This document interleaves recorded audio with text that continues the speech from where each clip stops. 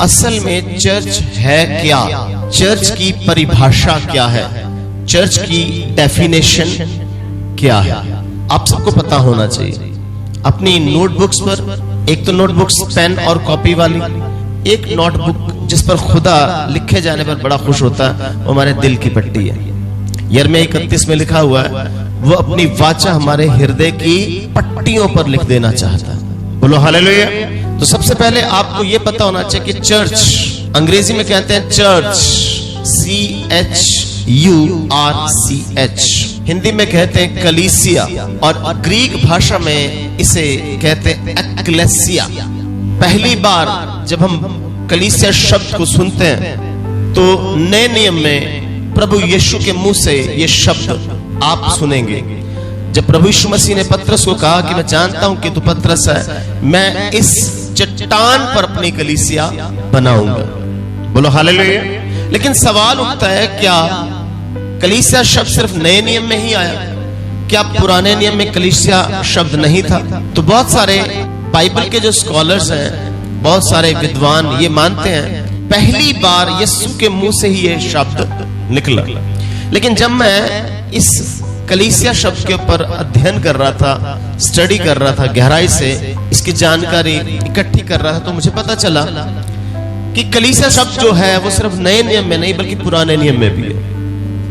कलीसिया शब्द नए नियम में ही नहीं बल्कि पुराने नियम में भी है।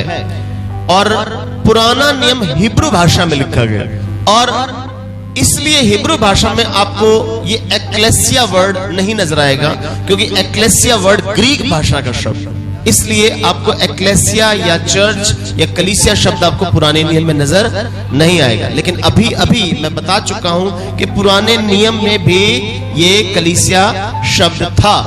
तो यीशु कोई नया शब्द इस्तेमाल नहीं कर रहे थे, लेकिन इस नए शब्द को एक नए तरीके और नई पावर के साथ इस्तेमाल कर रहे थे। बोलो हालेलुया। तो पुराने समय में या पुराने नियम में हम कैसे कह सकते हैं कि ये कलीसिया शब्द मौजूद था?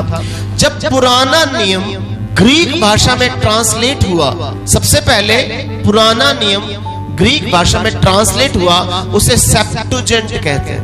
क्या कहते हैं?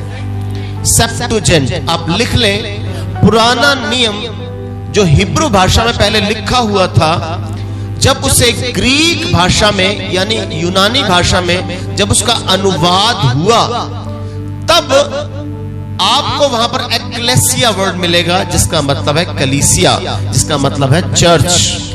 और जब आप व्यवस्था विवरण 31 अध्याय और उसकी 30 आयत को पढ़ेंगे तो वहां पर आपको यह शब्द मिलेगा। मूसा के द्वारा यह शब्द इस्तेमाल किया गया। हिंदी में अगर आप बाइबल पढ़ सकते हैं तो पढ़ लें, वहां पर डिट्रोनॉमी चैप्टर 31 वर्स 30 में लिखा है। क्या लिखा है? तब मूसा ने इजराइल की सारी सभा को, इजराइल की सारी मंडली को, इजराइल की सारी कौम को, यानी सारी सभा, सभा के लिए जो शब्द इस्तेमाल किया गया, इजराइल की मंडली, इजराइल की सभा, वो ग्रीक भाषा में सेप्टुजेंट में एक्लेसिया वर्ड इस्तेमाल किया गया है। और लिखा है कि मूसा ने इस गीत के एक एक वचन उन्हें खोलकर सुनाने शुरू कर दिए। पढ़ ले, ऐसा लिखा है वहां पर। और ना केवल डिट्रोनॉमी में, भजन संहिता में और पुराने नियम में कई बार ये एक्लेसिया शब्द ग्रीक भाषा में जब उसे ट्रांसलेट किया गया तब आया। अब सवाल यह है कि एक्लेसिया जो ग्रीक भाषा का शब्द है, इसका अर्थ क्या है? एक्लेसिया का मतलब कॉल्ड आउट वंस, जिन्हें बुलाया गया।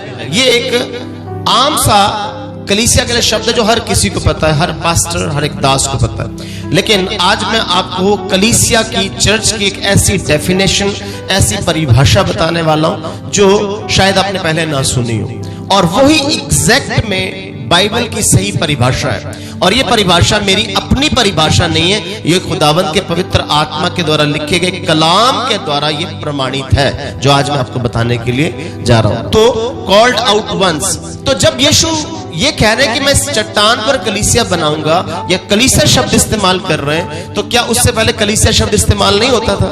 तो उस समय कलीसिया शब्द जो इस्तेमाल होता था उसका मतलब था कि लोगों को उनके घर से बाहर बुलाकर इकट्ठे करके किसी निर्णय, किसी फैसले को लिया जाना, तब तब ये इस्तेमाल किया जाता था। यीशु से पहले भी ये एक्लेसिया वर्ड इस्तेमाल किया जाता था।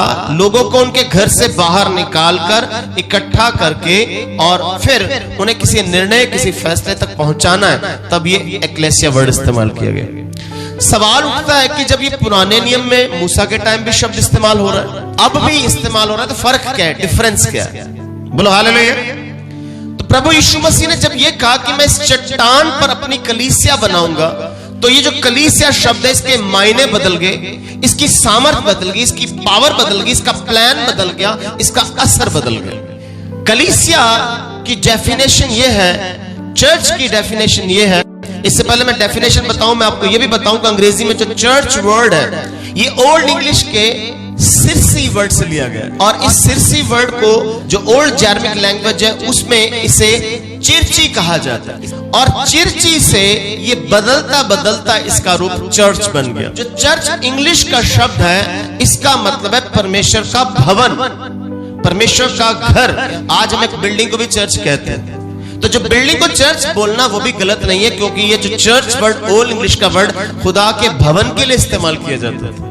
लेकिन इंग्लिश लैंग्वेज बाद में आई, उससे पहले जो बाइबल लिखी गई वो हिब्रू और ग्रीक भाषा में। हम ग्रीक भाषा की डेफिनेशन पर ज्यादा बल देते हैं, ज्यादा जोर देते हैं। तो जो चर्च कलीसिया है, उसकी सही डेफिनेशन, उसकी सही परिभाषा आप सबको पता होनी चाहिए, और जिन्हें नहीं पता उन्हें भी आपको बताने की जरूरत है। जो मुझे खुदावंद ने अपने कलाम के द्वारा अपने आत्मा की अगुवाई में बताई है, वो आपको बताने वाला हूं। चर्च की डेफिनेशन ये है, सबसे पहले हमने जाना कि जो एक्लेसिया वर्ड है, जो ग्रीक भाषा का शब्द है, और पुराने नियम में जब सेप्टुअजिंट लिखा गया, ग्रीक भाषा में हिब्रू भाषा को ट्रांसलेट किया गया, तब भी एक्लेसिया वर्ड आपको नजर आता है। और एक्लेसिया का मतलब विद्वानों के अनुसार कॉल्ड वन, लेकिन बाइबल के अनुसार हमारा सबसे बड़ा स्कॉलर कौन है, हमारे सामने सबसे बड़ा विद्वान कौन है? पवित्र आत्मा, खुदा का वचन है। बोलो हालेलुया। उस वचन के अनुसार जो कलीसिया है, उसकी डेफिनेशन क्या है कि परमेश्वर के मकसद को पूरा करने के लिए बुलाए गए, चुने गए, अलग किए गए और इकट्ठे किए गए लोग, जो प्रभु यीशु मसीह के द्वारा छुटकारा पाए हुए हैं और पवित्र आत्मा की अगुवाई में निरंतर चलते रहते हैं, और प्रभु यीशु मसीह के मिशन और विजन को पूरा करने में लगे रहते हैं, जिन पर अधोलोक के फाटक हावी नहीं होते, जो यीशु के अपने हैं, वो कलीसिया। बोलो हालेलुया। आप मेरे साथ दोहराएं, बोलो परमेश्वर के मकसद को पूरा करने के लिए बुलाया गया, चुना गया, अलग किया गया, और हम सबको इकट्ठा किया गया, ताकि यीशु के द्वारा मेरा छुटकारा हो और मैं लगातार पवित्र आत्मा की अगुवाई में चलता हुआ प्रभु यीशु मसीह के मिशन और विजन को पूरा करता हुआ, ताकि मुझ पर अधोलोक के फाटक प्रबल न हो और मैं यीशु का अपना हूं। मुझे कलीसिया कहते हैं, मुझे चर्च कहते हैं। बोलो हालेलुया, बोलो hallelujah. I am church, I am church. मैं चर्च हूं, मैं कलीसिया हूं। आज से कभी भी आपको अगर चर्च की, कलीसिया की डेफिनेशन देनी, तो this is the right definition. ये कंप्लीट डेफिनेशन है वचन के अनुसार। आज इस पूरी डेफिनेशन की गहराई में आज हम उतरेंगे। बोलो हालेलुया।